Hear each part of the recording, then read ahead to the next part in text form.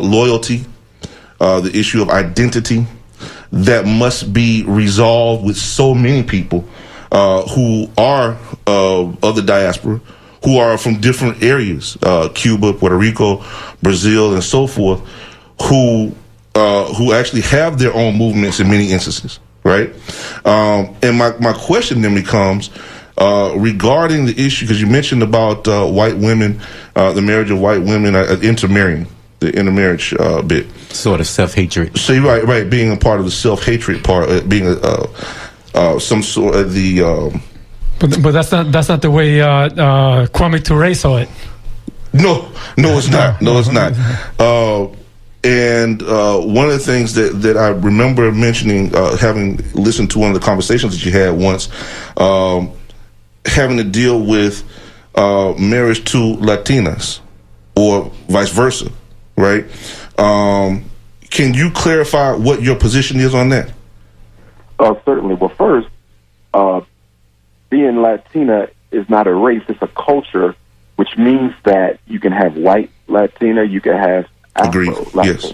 Right. And so, of course, going back to the history of the Garvey movement, Cuba and Puerto Rico were two of the most thoroughly organized Garvey strongholds. Cuba had more chapters of the Universal Negro Improvement Association than any other country in the Caribbean.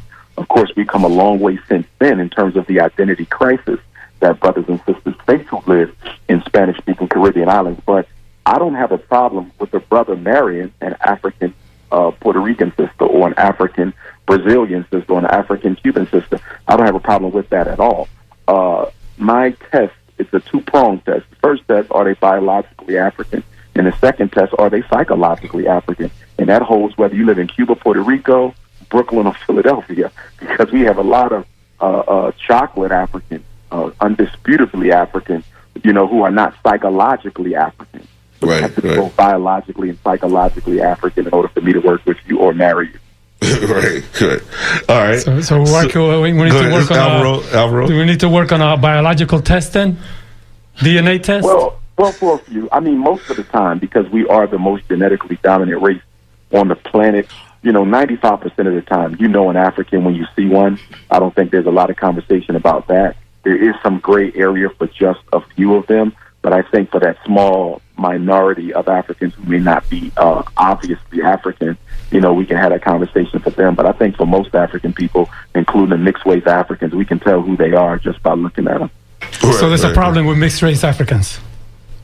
Say that again. Is there a problem then with mixed race Africans? Not for me. There are some nationalists who have a problem with mixed race Africans. They are partial towards them. They do not believe that they should participate in the struggle. Of course, I totally disagree with that. The Honorable Marcus Garvey disagreed with that.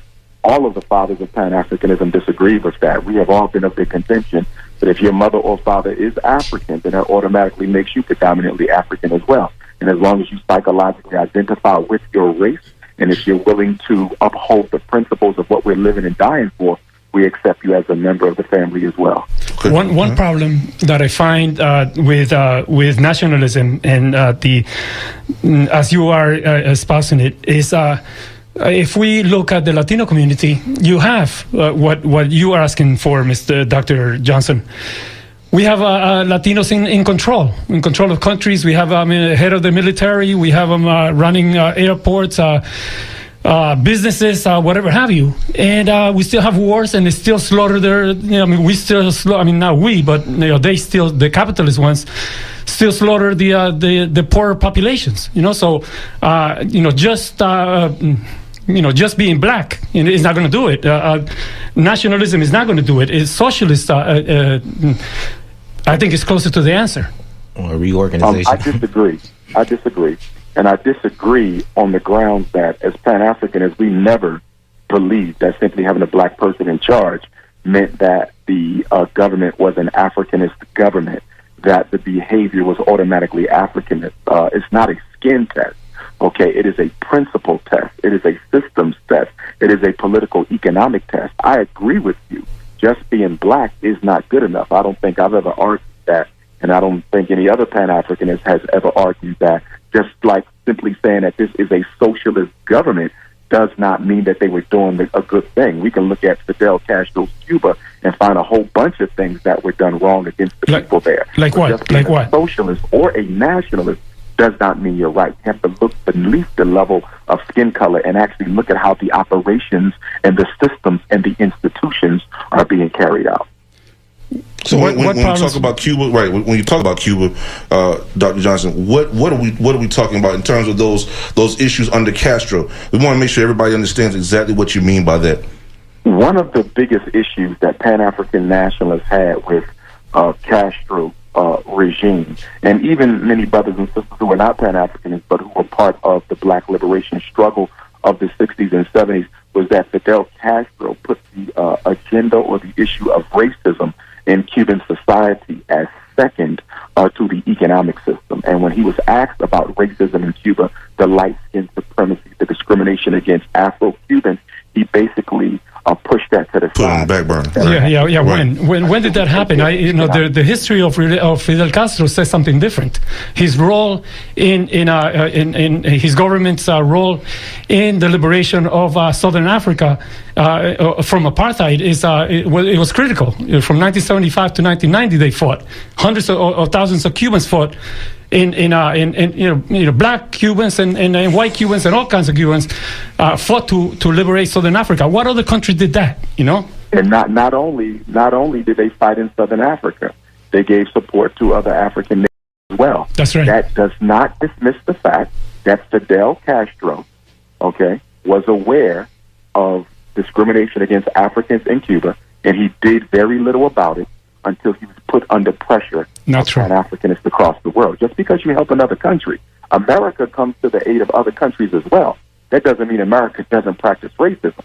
But just because Fidel Castro gave support to African nations, which we accept and we support, but that does not eliminate the fact that he turned a blind eye to racism against Africans in his own country. Not true. He turned a blind eye. I think under Fidel Castro, there has been more than enough articles written about that. See, we have to understand something. No leader is perfect, and I don't believe in the cult of personality.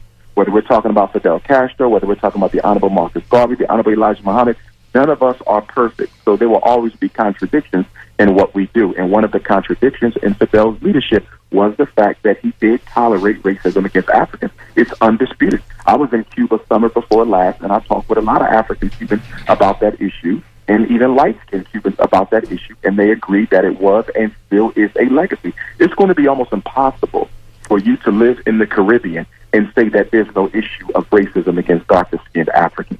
No island can claim that. That may be so, and no cult of personality. But under Fidel Castro, Cuba black people raised and came up like no other country in Latin America. Not only. Excuse me, doctor. And I would probably say the last decade or so, he did try to make some strides. No, not from the beginning. But may I finish my point? That was because of pressure from revolutionaries from America who saw the contradiction in Fidel's behavior. Fidel Castro was a white man. He was not an African. He was a white man. And like any other white leader, he practiced. A white leader who said all Cubans from the lightest to the darkest are Afro-Cubans. In nowhere in Latin America, nowhere in the world. Even under Fidel, may I say something? For a certain complexion, you cannot get a job in certain industries. That is a fact.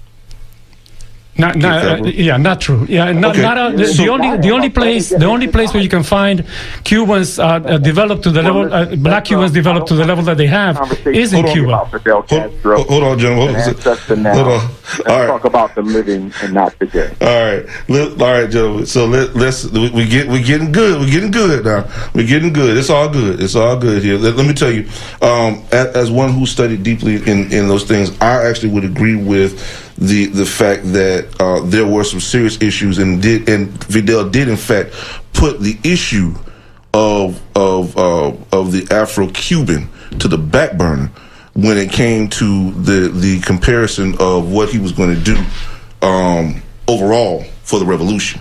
Yes, it did. And that was something that was publicly stated by him many times.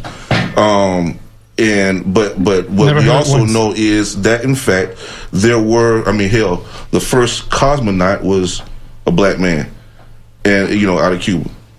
So that is something that and you had a lot of doctors. I know that when I was living in South Africa at Baragwana Hospital, many of the doctors that were there were from Cuba. You had people in Baragwana Hospital in Soweto that actually spoke Spanish. And were able to translate, not just translate, but communicate with Cubans there. So which led me to understand further, and got to understand back then. I was in high school and then into college. When I went there further, I noticed that there was more to understand. But this thing of Pan-Africanism is something that is critical. We've got to understand it. These type of discussions lead to understanding it, and I thank you, Doc, for having this conversation with us about this.